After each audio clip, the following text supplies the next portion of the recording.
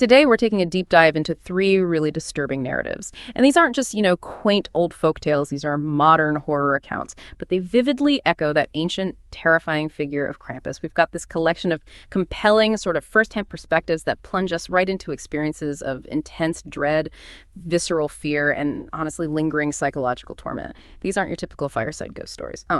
They feel raw, really unsettling encounters that seem to leave a lasting mark. They challenge our whole perception of what's truly safe during the holidays. So, our mission today, let's try to extract the most potent insights from these stories. We'll untangle the common threads, the things that weave through these terrifying accounts. We want to explore not just what happens, but why these particular narratives hit so hard, why they resonate so deeply, why they tap into something primal inside us. So yeah, get ready to challenge those cozy holiday notions, because these stories, they're anything but comforting. Yeah, what's truly fascinating about these narratives, I think, is how raw they are. They offer this almost unfiltered glimpse into experiences that really defy conventional explanation. They don't just, list a sequence of events. They powerfully convey the visceral terror and the lasting psychological imprint left on the people who went through them. It's less about a simple monster story and more about this disorienting, life-altering confrontation with just pure horror.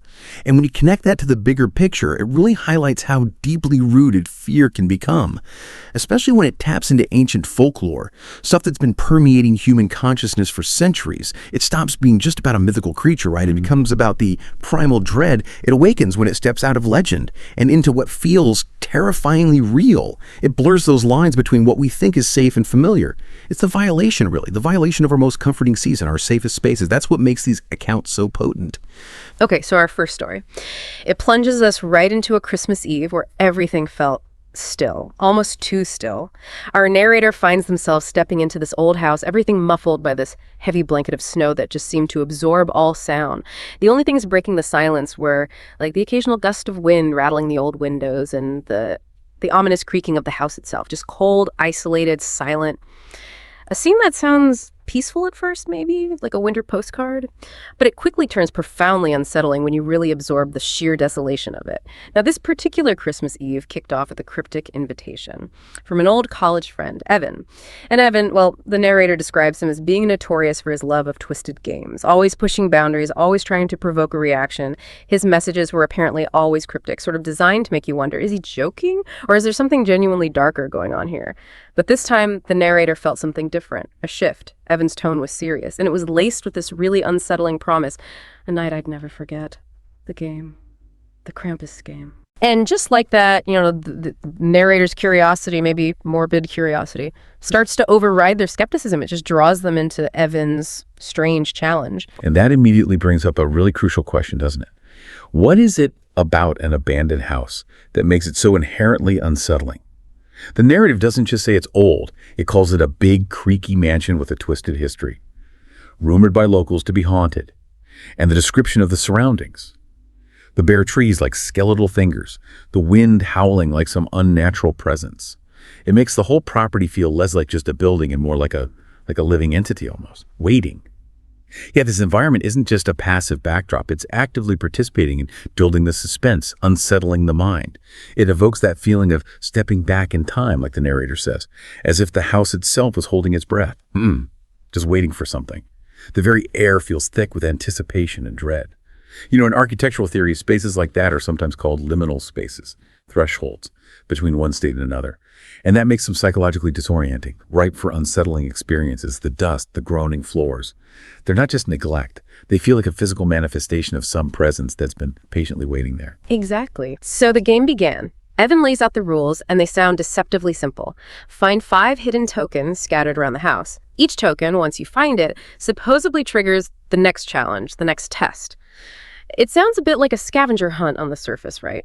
But the narrator could tell from that unsettling glint in Evan's eyes, this was far from just harmless fun. This wasn't a game for laughs or prizes. It felt like a game designed specifically for dread.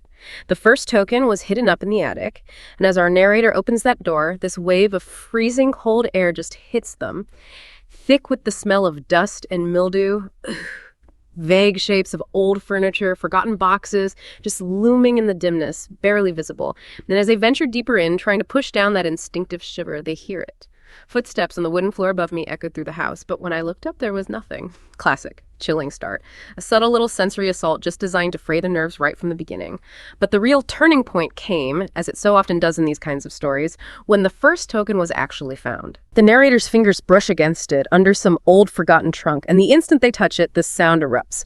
A distant sound like a growl, deep and guttural, coming from somewhere far below.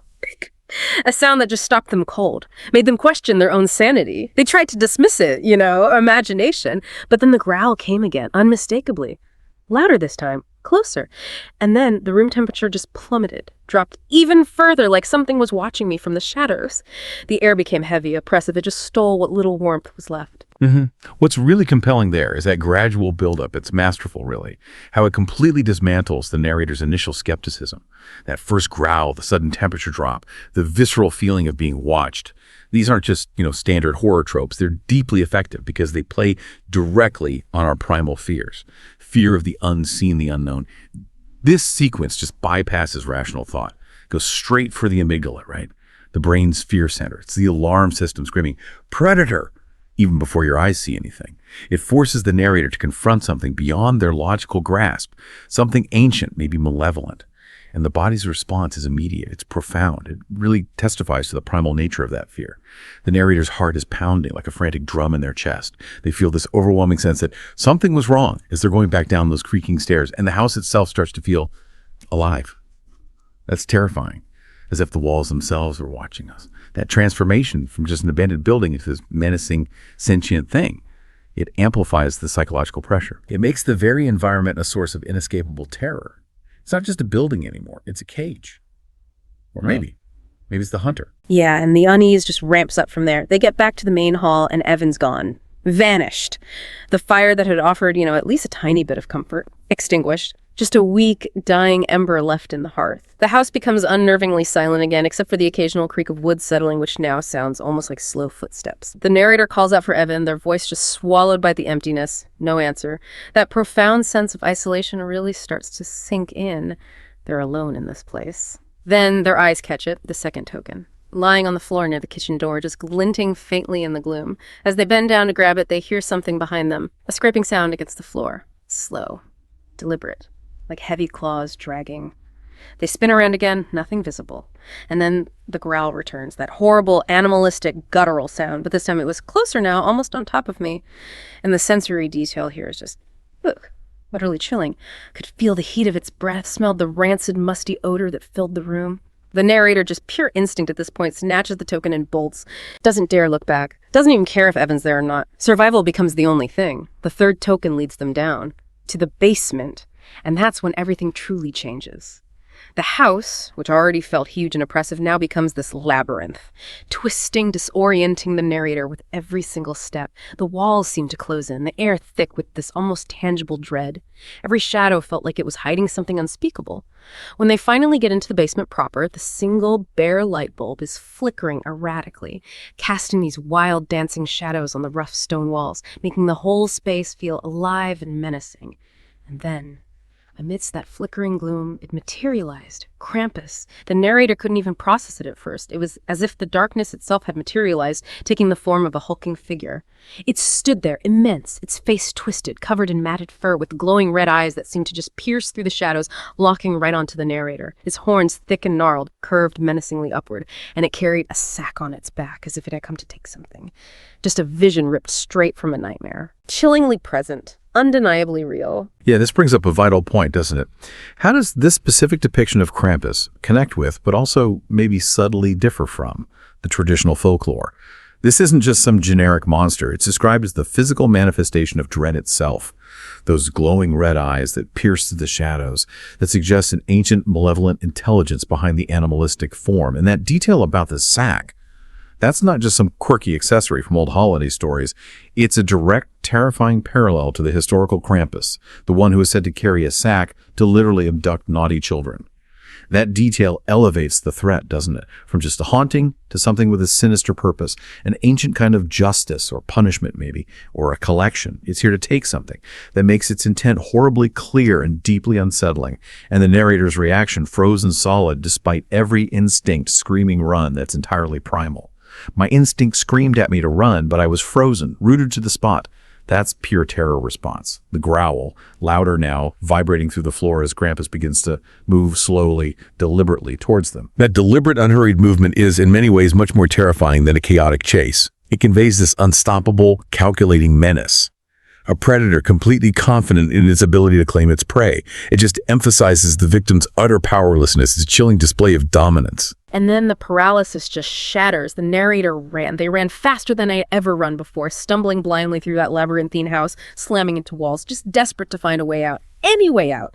They could hear it chasing them, its heavy steps shaking the very foundations of the house, its growl getting louder, more urgent with every single terrifying second.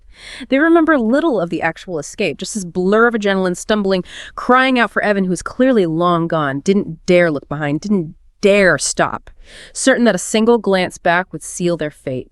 Finally, just fueled by sheer, desperate terror, they burst through the front door, out into the unforgiving cold night, the snow crunching loudly under their frantic feet as they sprinted for their car. They could still hear that growl echoing in the distance, this haunting reverberation, but they didn't stop. They couldn't stop. And the lasting impact of that night, profound. Absolute. The narrator says they never spoke to Evan again after that night. He simply disappeared too, just like the house, just like the game.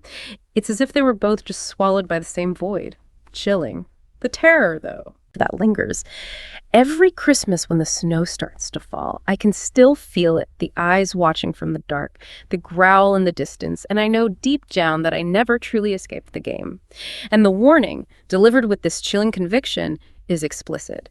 If you ever get an invitation to play the Krampus game, take it from me, don't. Some things are better left alone, especially if they come with a warning. It's just this stark admonition, isn't it? Some doors, once you open them, you can never truly close again. Absolutely. What's so profoundly fascinating there is how the game itself becomes more than just a physical challenge. It's a metaphor for this terrifying psychological ordeal. It wasn't just about finding tokens, was it? It felt like a deliberate, malevolent test designed to psychologically break the individual. And the disappearance of Evan in the house, that adds this layer of profound ambiguity and horror. It suggests maybe the game's stakes were far, far higher than just a temporary scare. It implies that Krampus isn't just a player in the game, but maybe the ultimate orchestrator, collecting souls or sanity or something. The game wasn't just played, it played them. Irrevocably. This whole narrative just powerfully highlights that idea that some experiences leave this indelible mark. They blur the lines between reality and nightmare so completely you can never truly separate them again. The warning at the end isn't just about Krampus specifically. It feels like it's about the inherent dangers of unchecked curiosity, especially when it leads you into something you can never really shake off. It's a cautionary tale about that thin veil between the mundane world and the monstrous, particularly when we actively try to cross it. So what does this all mean for you, the listener? I think it's a vivid, really unsettling reminder that sometimes curiosity, especially when it flirts with these ancient, maybe malevolent forces, can lead you down paths you just can't easily come back from. The cost of playing with darkness can be a piece of your own sanity permanently altered by the raw memory of what you faced. It's a chilling reminder that some games just carry stakes far too high to ever consider playing. Okay, let's move to our second narrative. This one shifts the setting, but definitely not the creeping dread. Christmas night.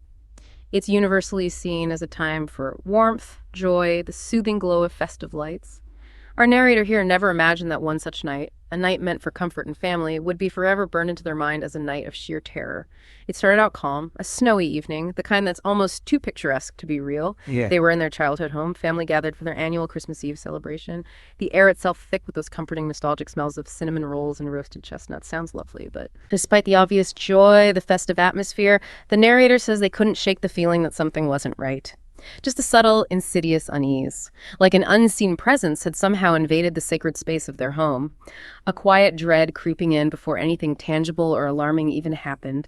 Just that whisper of something wrong in a place that should have felt utterly safe. Now, this narrative uses that sanctity of the home brilliantly, doesn't it?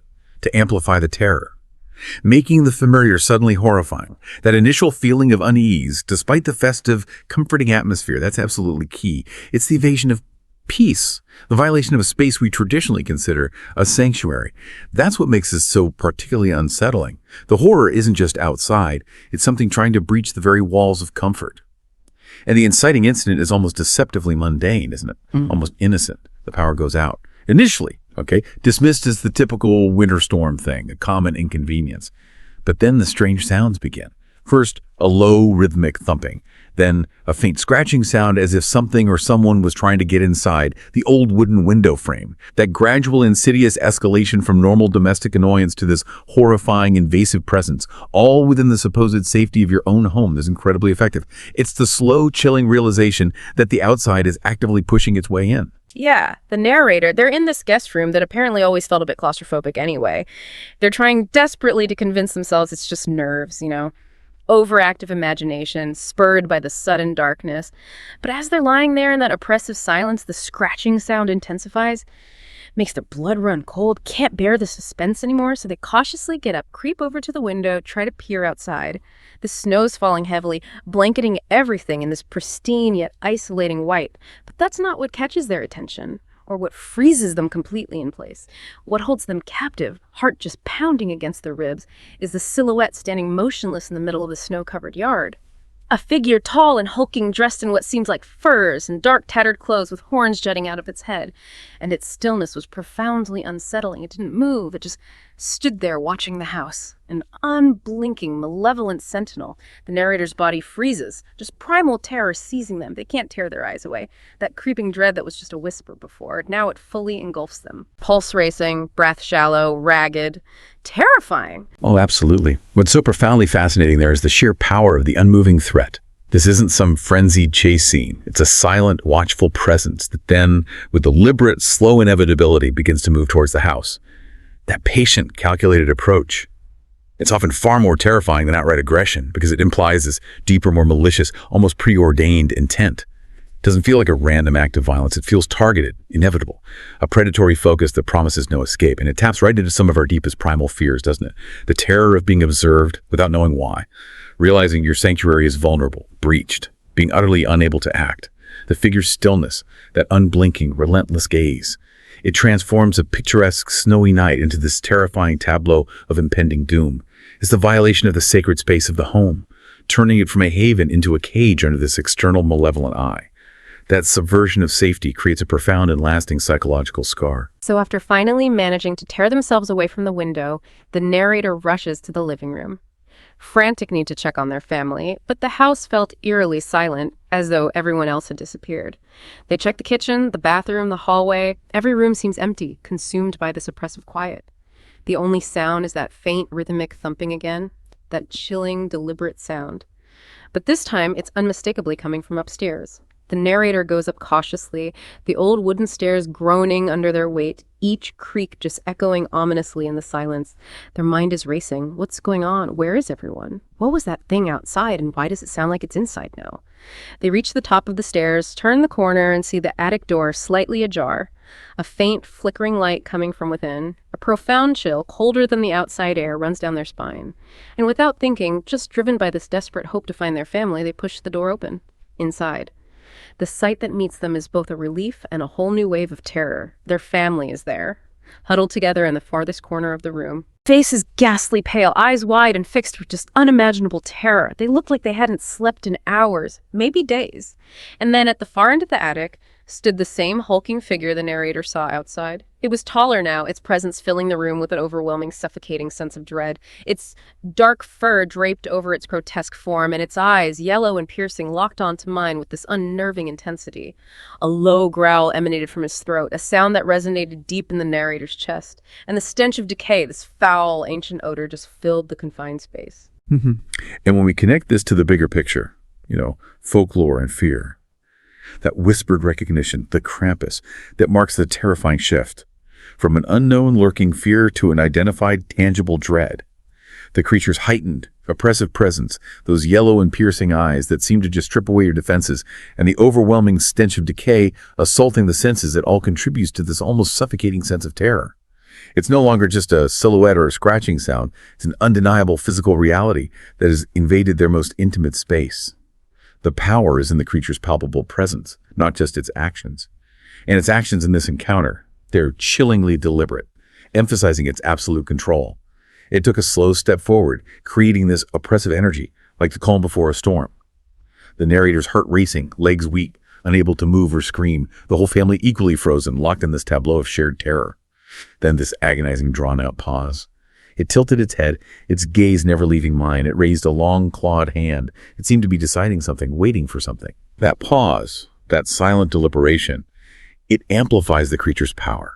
It's not an unthinking beast. It's a calculating entity whose will is absolute, which makes its eventual departure even more psychologically tormenting. It's a demonstration of power, not a simple retreat. It chose to leave. Right. After what felt like an absolute eternity, just this agonizing, horrific weight that stretched every nerve, the creature finally turns, and with heavy, measured steps, walks out of the attic. Its ponderous footsteps fading down the stairs until silence falls once more. The family didn't speak for a long, long time after that, just sat there in that cold, oppressive silence, shivering, trying to make sense of what had just happened. Processing the raw trauma, the creature never came back. But the narrator knew with this chilling certainty that something fundamental had changed. Within the house and within them, the feeling of unease lingered, pervading the very structure as if it had left its mark on the walls, the floors, and in the air. A silent, indelible stain. This lingering effect, this profound sense of being perpetually watched, is what the narrator calls the Krampus curse. The memory still haunts me, they explain. Every year as Christmas approaches, I feel that same chill. And they can't shake the vivid image of that thing, its piercing yellow eyes, the terrifying way it just stood there, observing them. And they're left with this chilling, open-ended question that just transforms the holiday season into a time of quiet dread. Did we truly escape the Krampus curse, or is it still out there waiting for the next Christmas night? It's a question that just hangs there, a perpetual silent threat that undermines any sense of true safety. Yeah, that story truly emphasizes the terrifying idea that real evil doesn't necessarily need an invitation. Sometimes it just comes. And the most unsettling aspect, I think, is the creature's choice to leave, rather than being driven away by resistance or effort. That adds this profound layer of psychological torment because it suggests a power dynamic that is entirely in Krampus's favor. It's a demonstration of control that leaves the survivors feeling utterly vulnerable and perpetually watched rather than genuinely safe. It's a reminder that not all monsters are vanquished. Some merely depart, leaving a profound and lasting scar. That's a really powerful observation. And here's where it gets really interesting for us, the listeners. That contrast, right? Between a chosen game in the first story and this uninvited intrusion in the second, it really highlights different facets of fear, doesn't it? One you kind of walked into maybe with a bit of bravado. The other walked into your life unbidden, shattering the very idea of sanctuary. It speaks to how fear can manifest from both active engagement and passive vulnerability. Different paths, same terror. Okay, our final narrative. The Krampus Hunt Society. This one introduces a terrifying tradition that really blurs the line between ancient folklore and grim, present-day reality. It started innocently enough, just a few days before Christmas. A casual visit to an old friend's cabin nestled deep in these remote, snow-laden woods. The friend, Mark, and the rustic, cozy cabin seems like the perfect, idyllic escape from the city. A chance to unwind, reconnect. As they're sitting around a crackling fire, talking about different Christmas traditions, Mark casually mentions something totally unexpected. The Krampus Hunt Society. The narrator, of course, had never heard of such a thing. Mark explains it's this bizarre but long-standing family tradition passed down for generations, the active pursuit to find the mythical creature known as Krampus in the woods nearby. The narrator initially just dismisses it as a joke, a strange, quirky, maybe even morbid family custom, nothing more than a bit of local eccentricity. Yeah, and what's profoundly fascinating there is the unsettling normalization of the abnormal. Mark presents this potentially terrifying hunt as just a casual topic, like a harmless hobby or a quirky local custom. That desensitization to the inherent danger is a really chilling element. It subtly draws the narrator, and by extension, us, the listeners, into the peril by making the unthinkable seem mundane, even kind of intriguing. It's how insidious ideas can creep into our perception of what's normal. And the shift in Mark's demeanor, though subtle, is utterly telling.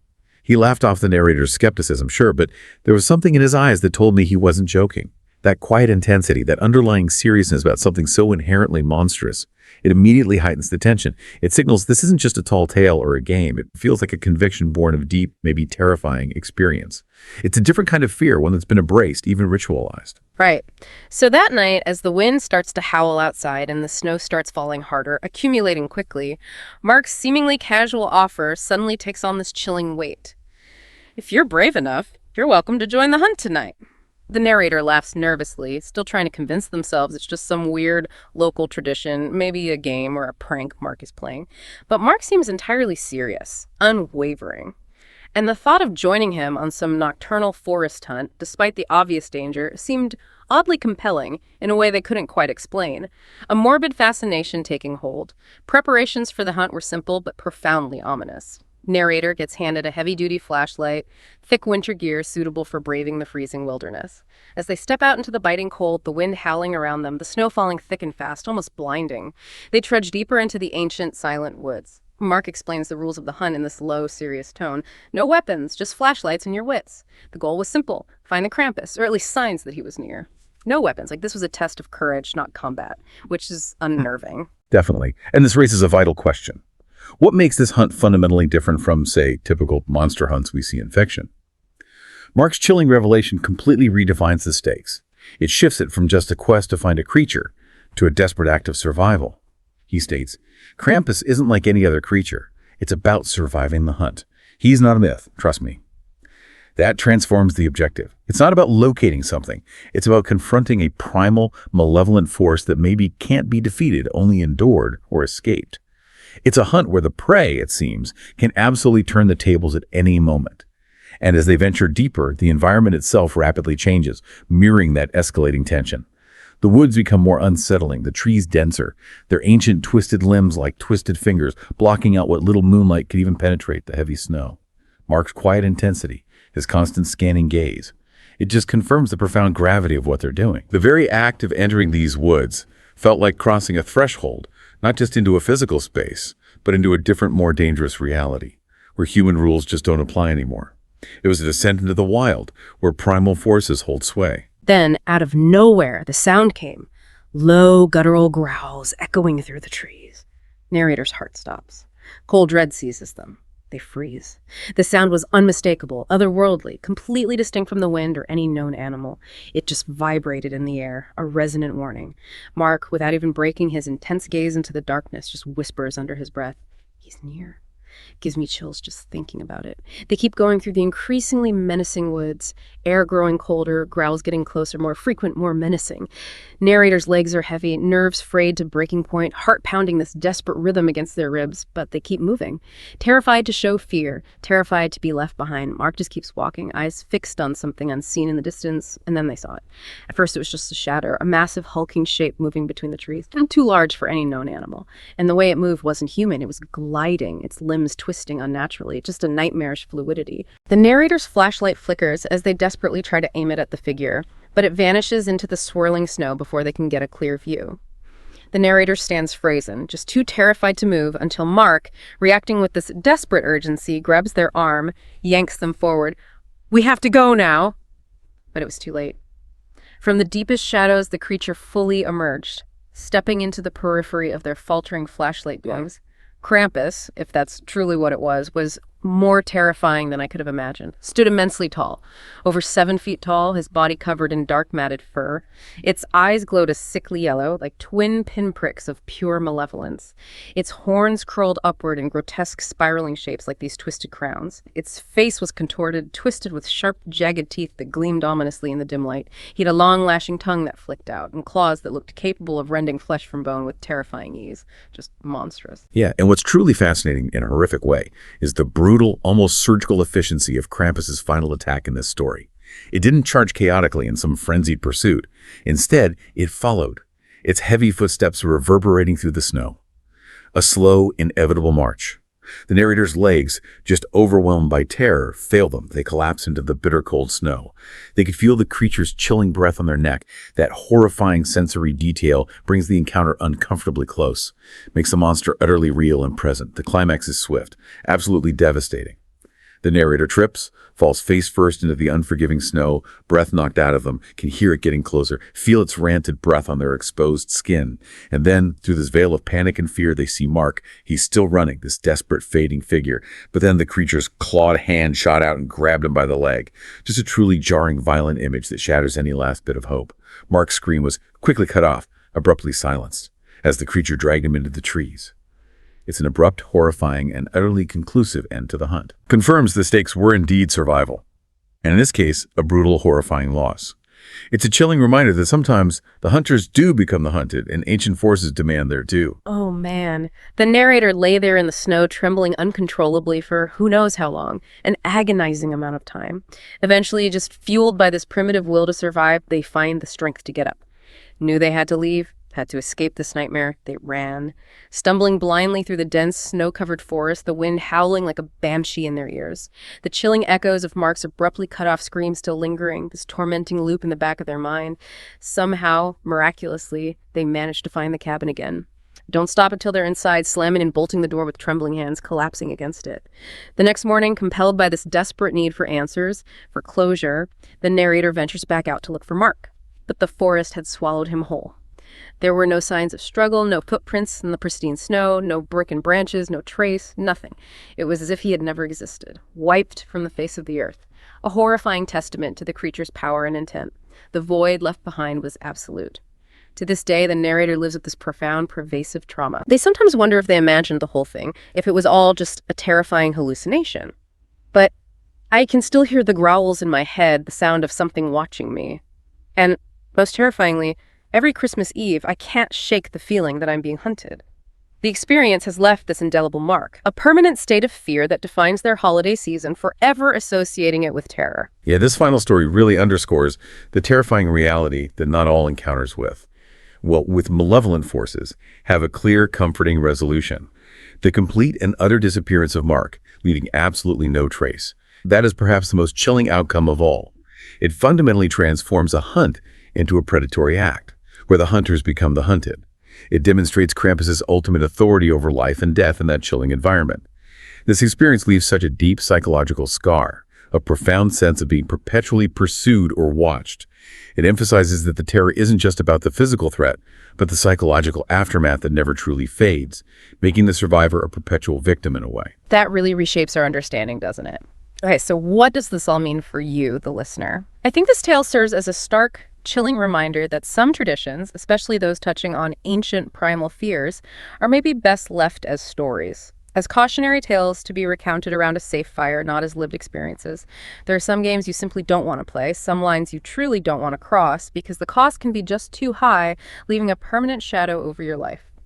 So we've walked through 3 distinct, terrifying encounters now, each painting a vivid and harrowing picture of interaction with what seems to be the same malevolent entity, Krampus. We journeyed from a twisted Christmas Eve game in an abandoned mansion, through a silent, uninvited home invasion on a picturesque night, and finally into a deadly hunt in remote, snow-laden woods. Now let's pull back a bit and really explore the profound common threads that seem to weave through these narratives. What consistent patterns emerge, and what do they reveal about the nature of Krampus, and maybe even about fear itself? Well, when we connect this to the bigger picture folklore, human psychology, a really striking consistency emerges in how Krampus is portrayed. All 3 accounts vividly describe a hulking, monstrous figure. Dark, matted fur, prominent, grotesque horns, and those glowing, piercing eyes, either yellow or red. This consistent physical description, appearing independently across these diverse modern narratives, it strongly suggests a deep, consistent folkloric archetype, something that transcends individual experience. It hints at a shared cultural understanding, or maybe even a collective unconscious fear of what such a creature should look like, which makes its manifestation all the more powerful and believable to those who encounter it. And what's also profoundly fascinating is the pervasive, almost signature presence of the growl. It's not just a generic sound of some approaching beast. It's a consistent, almost personalized auditory signature, a chilling warning, an unmistakable herald of its arrival in every single story. Whether it's distant and guttural or close and animalistic, this specific sound consistently creates an inescapable, visceral sense of dread. It signals Krampus's proximity and malevolent intent long before it's even seen. That sensory cue is crucial in building terror, isn't it? Auditory threats bypass our conscious filters and directly activate our deepest fear responses, which naturally raises a crucial question. Beyond the immediate physical threat, how profoundly do these encounters actually affect the survivors over time? The lasting trauma, that pervasive feeling of being watched, perpetually hunted, or living under some invisible curse, that's a common terrifying thread through all 3 stories. This isn't just the memory of a scary event. It implies that a Krampus encounter isn't just an incident, but a life-altering, inescapable psychological burden. It could manifest as a form of PTSD, really, a permanent alteration of one's perception of safety and reality. a haunting that lingers long after the creature is physically gone, impacting their very sense of self and security. It's also incredibly striking how these horrors unfold specifically and powerfully around the Christmas season. The juxtaposition of festive warmth, traditional family gatherings, and the profound, chilling dread these encounters invoke. It just amplifies the terror exponentially. It's the direct violation of the season of peace, comfort, and joy that makes Krampus's presence so potent and disturbing. It fundamentally corrupts and subverts what should be a time of universal safety and celebration, transforming it into a season of vulnerability and fear. That makes the horror far more resonant than if it happened at any other time of year. And finally, a consistent thread in the settings themselves is the emphasis on vulnerability and isolation. Whether it's an old abandoned house cut off by snow, a familiar childhood home suddenly losing power, or a remote cabin deep in the trackless woods, the environments consistently highlight a breakdown of conventional safety nets. Power goes out, trusted friends disappear, familiar spaces become disorienting labyrinths, or you venture into the wilderness unprotected. This deliberate removal of modern comforts and conventional safety mechanisms makes the victims just exponentially more susceptible to the ancient threat. It intensifies their vulnerability in the face of the unknown and the supernatural. You're absolutely right, and it's fascinating, too, how the initiation of these encounters differs so dramatically, yet leads to such similar, profound outcomes. First story. A twisted game concocted by a friend, actively drawing the narrator into danger. Then the second. An uninvited, silent home invasion. An abrupt, terrifying shattering of peace in what should be the safest space imaginable. And the third. A dangerous hunt into the unknown, a tradition that turns deadly, where the lines between hunter and hunted just blur with devastating consequences. And here's where it truly becomes deeply insightful for us. Despite these wildly different entry points, from voluntary engagement to unwilling intrusion to a dangerous ancestral tradition, the outcome is always pure, unadulterated terror, a profound sense of loss of control, and a deep, lasting psychological scar. The path to Krampus might vary, might be unique for each person, but the destination, that chilling confrontation with primal fear, it's terrifyingly consistent. Exactly. What's deeply compelling here is how these diverse stories, whether they manifest through a game, a home invasion, or a hunt, they all converge on the same core human fear, that profound loss of control, and the direct confrontation with an ancient, deeply malevolent force. The creature isn't merely a physical threat capable of harm or abduction. It's a deeply psychological one, systematically breaking down the victim's sense of reality, their perception of safety, their very agency. It's not just about what Krampus does, but what it represents to the human mind, the embodiment of primal punishment and inescapable dread. And if we really connect this to the broader picture of human experience and folklore, these narratives tap into a universal, almost instinctive human fear of the unknown, of that which exists just beyond our comprehension, patiently lurking. And this fear is amplified precisely because it disrupts the most familiar and comforting aspects of our lives, like the holiday season, which should be a time of warmth and security. It's the disruption of established order, the invasion of the sacred, the turning of joy into terror. That's what makes these accounts so deeply unsettling and resonate on such a fundamental level within us. Which brings us to a crucial final question for reflection. Why do we, as listeners, feel such a strong, almost magnetic pull towards these terrifying accounts, even as they chill us to the bone and maybe keep us awake at night? Is it because they tap into a universal anxiety about hidden dangers, the fragility of our perceived safety, forcing us to acknowledge that maybe control is an illusion? Or perhaps, is it a primal fascination with the darker, untamed aspects of folklore, the parts that whisper of things beyond our control? A subconscious desire, maybe, to explore the boundaries of fear, but from a safe distance. We've now completed our deep dive into 3 truly chilling accounts, each painting a vivid, visceral picture of encounters with the terrifying Krampus. From a twisted Christmas Eve game in an abandoned mansion, to an uninvited home invasion that shattered domestic peace, to a deadly hunt in the frozen woods where the hunter became the hunted.